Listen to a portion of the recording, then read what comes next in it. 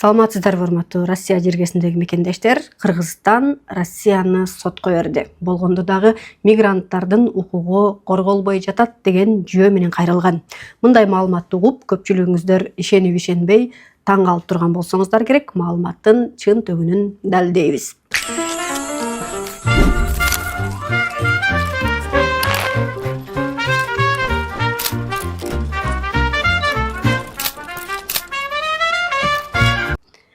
Ооба, бүгүн 27 январь Жогорку Кеңештин фракциялык жыйынында медициналык камсыздандыруу фондунун төрагасы Азамат Муканов депутаттардын суроосуна жооп берип жатып, дал ушундай пикирин билдирди. ЕСтин сотуна биз тараптан, Кыргыз тараптан сотко берилди. Өткөн жумада сот болду, 2 жумадан кийин жыйынтыгы чыгат. Орус тарап ошо ЕСтин алкагында келишимди аткарбай келе жатат. Буга чейин көпчүлүгүңүздөр ЭАИПтин алкагында Кыргызстандын жарандарына Россия жергесинде жеңилдик берилиш керек эле деп туура эле талап кылып келгенсиздер. Бирок көп учурларда биздин жарандардын укуктары чектелип калып жаткан. Бул ирет Муканов кайсыл укук бузууну же болбосо кайсыл фактыны айтып жатат? Бул да кызык болсо керек. ЕАИстин алкагында жана сиз менен сүйлөшкөн ошол биздин эмгек мигранттарынын дагы ошол жактагы медициналык жардам алууга жеңилдетүү жагындагы ушул полистер боюнча дагы механизмдерди карап чыксаңыздар. Ооба, ал боюнча дагы иштер жүрүп атат.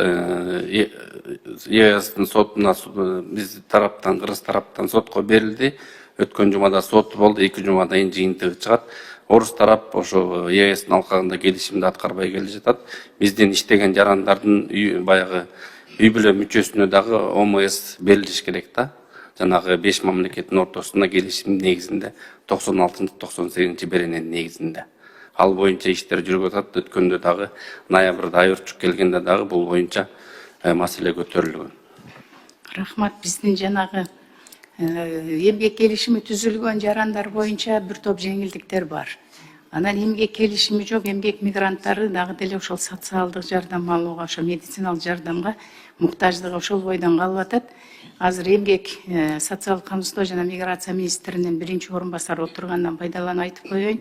Ошол жактагы бир 4-чү кабаттан кулап кеткен жаран боюнча, андан башка да травма алган жарандар боюнча абдан чоң маселелер болот да ошол эмгек министрлигинде. Ушул жаатта биргелешип иш алып барсаңыздар деген сунушум.